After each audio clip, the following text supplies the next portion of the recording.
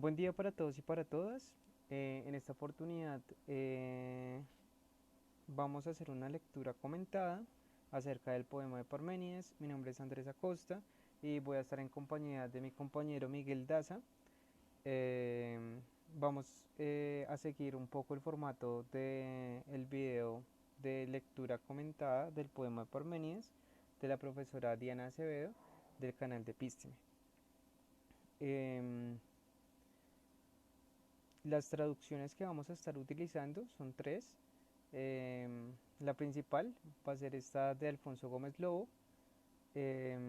La otra es la de Kinky Raiden. Y por último tenemos la de Eger Silan, la cual la vamos a utilizar más a modo comparativo, ¿vale?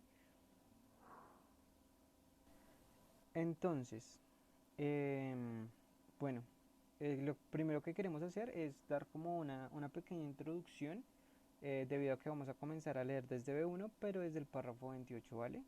Entonces, el poema comienza contándonos de que alguien que posiblemente es Parménides es llevado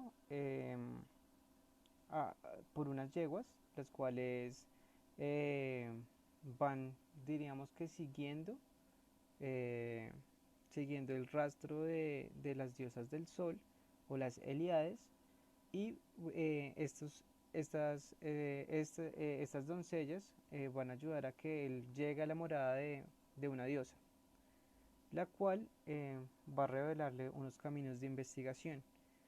Entonces, para dar inicio, vamos a comenzar desde acá, desde 28, el cual dice: es justo que lo aprendas todo, tanto el corazón imperturbable y la persuasiva verdad, como las opiniones de los mortales, en las cuales no hay creencia verdadera. No obstante, aprenderás también esto, como, lo, como, como, como las apariencias habrían tenido que existir genuinamente, siendo en todo momento la totalidad de las cosas. Paremos ahí un poco y pasemos a analizar un poco lo que nos quiere decir este fragmento. Bueno, en primera instancia podemos encontrar que la intención de la diosa es eh, que aprenda, pero que aprenda la totalidad. No desea que él eh, aprenda algo vano o que aprenda algo en particular que sea algo divisible, sino por el contrario que aprenda la totalidad. Esta idea más adelante se va a ampliar un poco más y eh, una de las cosas más interesantes es cuando habla del corazón imperturbable y la persuasiva verdad, y uno se podría preguntar, digamos, ¿a qué hace referencia cuando habla del corazón imperturbable? Una de las posibles interpretaciones que podríamos dar sería que cuando habla sobre el corazón imperturbable, está haciendo referencia a qué es aquello que fundamenta, ¿sí? A la fundamentación de la verdad, ¿sí? Entonces, no obstante, también le da como una serie de características a lo que es la verdad, y nos dice que la verdad es persuasiva, que la verdad persuade. Y eh, mm, otra cosa que me parece importante resaltar es que, digamos, frente a las opiniones de los mortales, nos dice que no hay creencia verdadera. Sin embargo, porque no, esto no quiere decir que aunque no haya creencia verdadera, no sea importante que no las aprenda, sino al contrario, también debe aprender las opiniones de los mortales. Y pues ya para finalizar este párrafo, en la última parte nos va a decir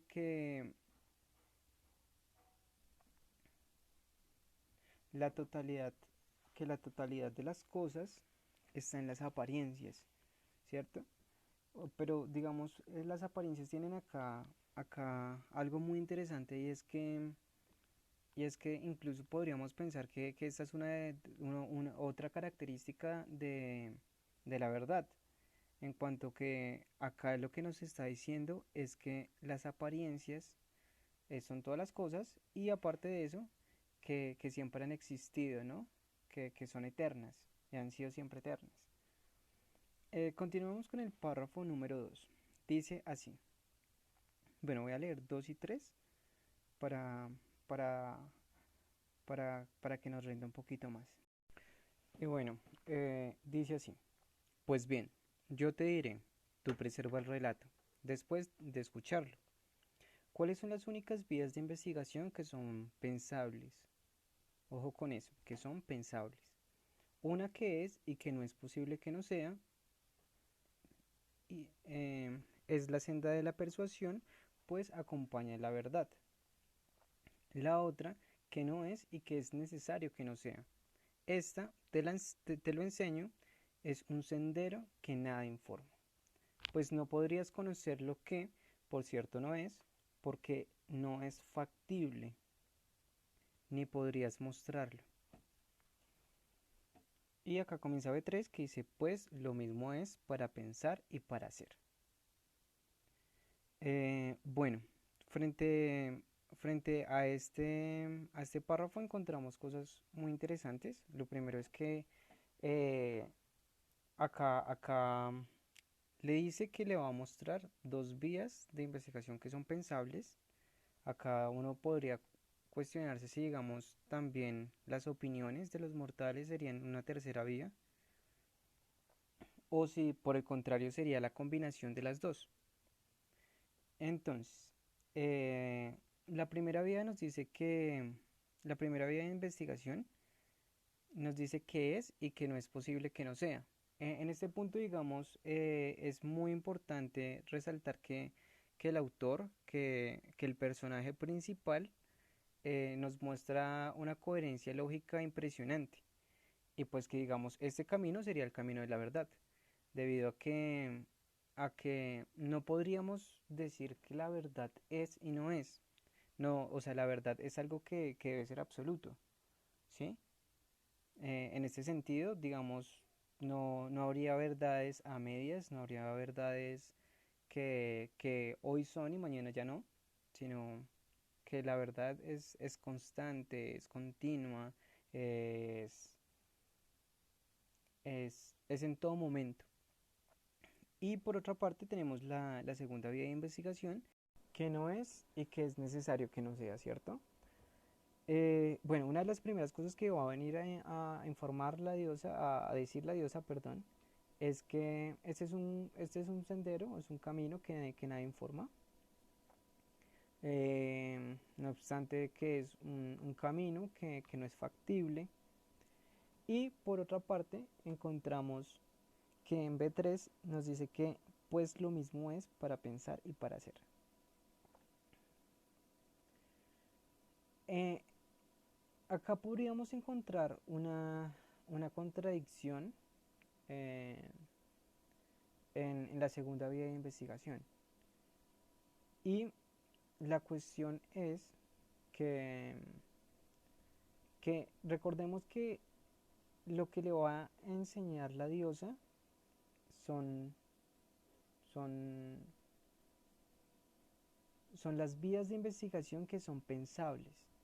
En este sentido, la segunda vía de investigación nos dice que no, perdón, la segunda vía de investigación nos dice que no es, ¿sí? Pero recordemos que ser y pensar son la misma cosa. Entonces acá como que pareciera como que se contradice un poco, ¿cierto? Que no es y que es posible que no sea. En ese sentido, uno también puede cuestionarse si podemos pensar algo que no es. Esa es como una interrogante importante que debemos hacernos en este punto de la lectura. También podemos decir que, digamos, esta relación de que lo mismo sea, ser y pensar, pues parece que hace parte de la totalidad de las cosas, ¿cierto? Hace parte de aquel, también de la primera vía de investigación, pues digamos, recordemos que a esta ya le habíamos dado una serie de características, que es constante, que está en la totalidad, que, que es persuasiva, la verdad, entre otras cosas. Bueno, ya pasando al párrafo número 4, ese párrafo va a ser explicado por mi compañero Miguel debido a unas a circunstancias de inconvenientes técnicos. Vamos a apagar la cámara, sin embargo, eh, vamos a seguir proyectando la lectura debido como... Muy buenas tardes, soy Miguel Ángel Daza y voy a continuar la lectura con el fragmento B4. Observen pero las cosas que, aunque ausentes, están firmemente presentes para la mente, pues no sacará la conexión de lo que es con lo que es, ni dispersándolo por todas partes ordenadamente, ni reuniéndolo. En estas 4 líneas del fragmento B4 vemos cómo la diosa le pide a nuestro protagonista, que asumimos es Parménides, observe las cosas ausentes. Podríamos entender este fragmento de 2 maneras. Una sería decir que se refiere a esas opiniones humanas que viven confundidas y afianzadas fuertemente en la creencia. Pensemos que nos dice son ausentes, pero firmemente presentes, que están pero no están. Recordemos lo que le dice la diosa en el fragmento B6, línea 8. Una horda sin discernimiento que considera al ser y no ser lo mismo. ¿Puede ser esta la confusión que se suscribe en este fragmento? ¿O por el contrario se refiere a esto que es y que a pesar de su ausencia o lejanía, como traduce Kirks y Raven, no deja de estar presente en la mente, pues hace parte de lo que es, y no está sujeto al acontecer? Por ende nunca ha dejado de ser ni de estar presente, como refiere en el fragmento B2, línea 3, uno que es y que es imposible que no sea. Sigamos ahora con el fragmento B5. Me es indiferente donde comience, pues allí volveré de nuevo. Se alude aquí a la esfericidad, a lo homogéneo de una totalidad ontológica. Este fragmento es un tanto oscuro, al estar separado de otro que le pudiese imprimir mayor coherencia. Es por eso que decidimos no ahondar mucho en este. Pasemos entonces a desarrollar el fragmento B6. Este dice así: es necesario que lo que es, para decir y para pensar, sea. Pues es para ser, pero lo que nada es, no es para ser. A estas cosas te ordeno poner atención, pues de esta primera vía de investigación te aparto.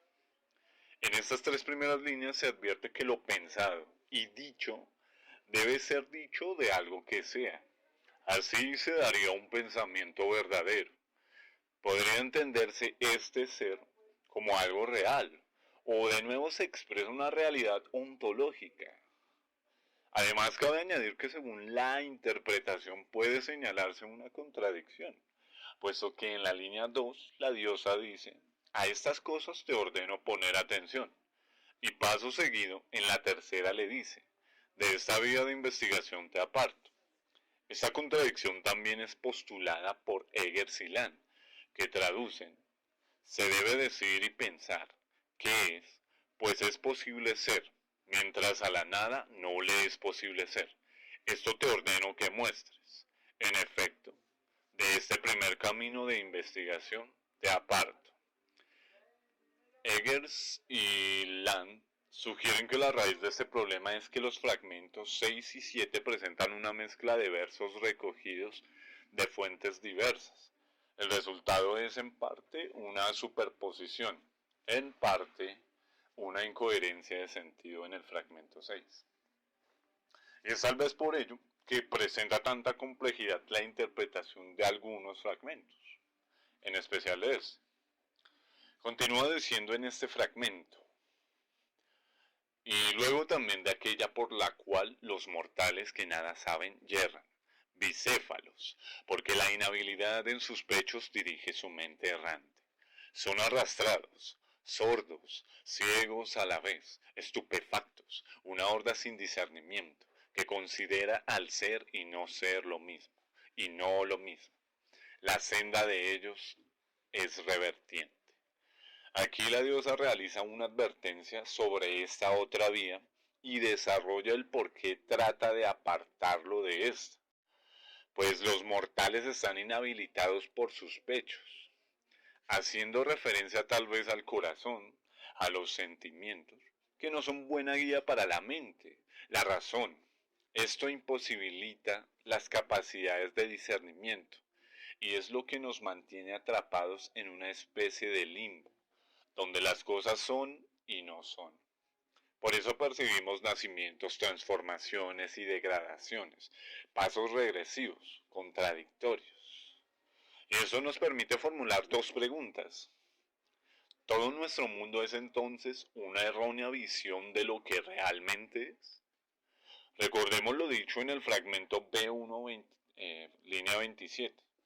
Tú que con las yeguas que te llevan alcanzas hasta nuestra casa, salud, pues no es un malado el que te ha inducido a seguir este camino, que está, por cierto, fuera del transitar de los hombres. Es a Parménides al que se le permitió pisar este camino fuera del transitar de los hombres. Por ende, solo él conoce la verdad. Proseguimos con el último fragmento de nuestra lectura, fragmento B7. Pues jamás se impondrá esto, que cosas que no son, sean. Tú, empero, de esta vida de investigación aparta el pensamiento, y que el hábito inveterado no te fuerce a dirigir por esta vía el ojo sin meta, el oído zumbante, y la lengua juzga en cambio con la razón, la combativa refutación enunciada por mí. Aquí resalta lo dicho en el fragmento B6, línea 1. Es necesario que lo que es para decir y para pensar sea, pues es para ser. Que es imposible que algo que no es sea. Aquí estaría un poco más implícita la visión metafísica de lo que es, pues debido a que nada de lo que es tiene un comienzo ni un final, es necesario que siempre haya sido un continuo homogéneo, cosa que no se percibiría en un mundo físico, que está sometido a la contingencia de las cosas, donde éstas llegan a ser o dejan de ser. Y la diosa afirma, jamás pasará esto, y lo ordena que sea parte de esa vía de investigación. También se valida que aquello que no es puede ser pensado, pero en la realidad jamás podrá ser conocido ni concebido por su contingencia, porque cambiaría en el tiempo. No sería un conocimiento fijo, estable, único. Pensarlo no sería conocerlo en su totalidad, se percibiría un confuso objeto. De esta manera el pensamiento se tornaría en un hábito sin meta y la diosa aspira a enseñarle a Parménides la verdad. Esa es su meta. Por eso le señala la razón como su mayor herramienta para esta tarea y le pide que siga su modo de refutar, de argumentar, de defender la única verdad. Concluimos así con esta lectura y esperamos de antemano haber sembrado en ustedes un deseo de curiosidad sobre estos fragmentos. Muchas gracias.